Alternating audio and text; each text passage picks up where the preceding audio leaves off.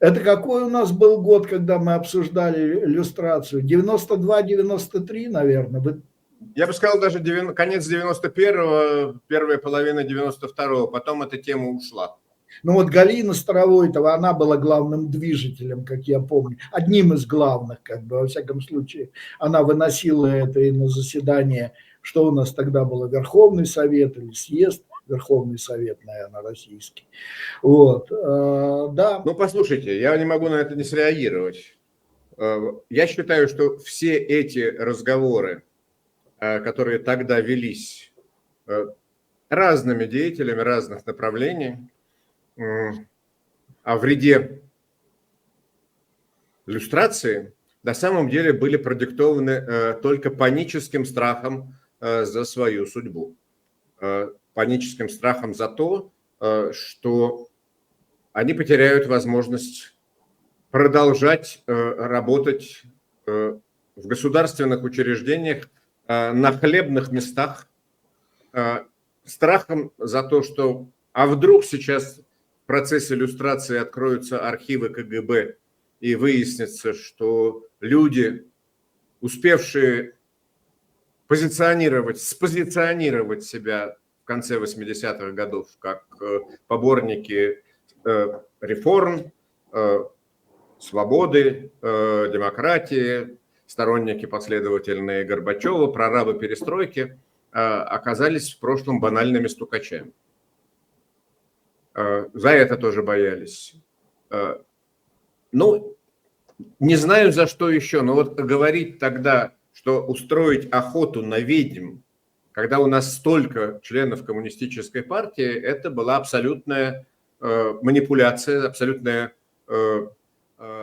Это была подмена понятий, потому что настоящая иллюстрация осуществляется в соответствии с законом.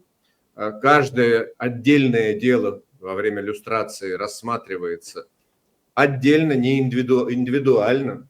Это же предлагали люди, что каждый человек, который попадет под иллюстрацию, будет иметь возможность оспорить это, в том числе и в судебном порядке. Да?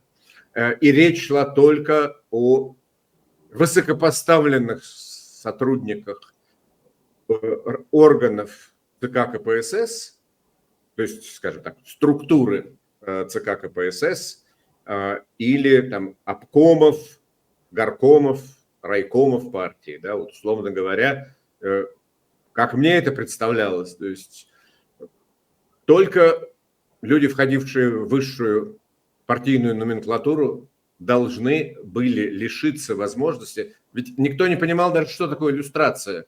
Все же говорят, что мы сейчас, иллюстрация, это сейчас всех начнут сажать. А на самом деле шла речь только об одном, чтобы эти люди не могли бы занимать должности в системе государственного управления.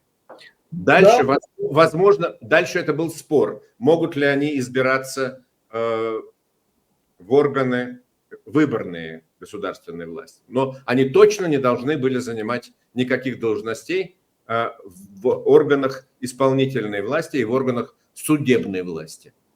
Да, и противники иллюстрации, они именно играли на этом, и они говорили, вы что, хотите полстраны пересажать? Хотя речь-то шла совершенно о другом.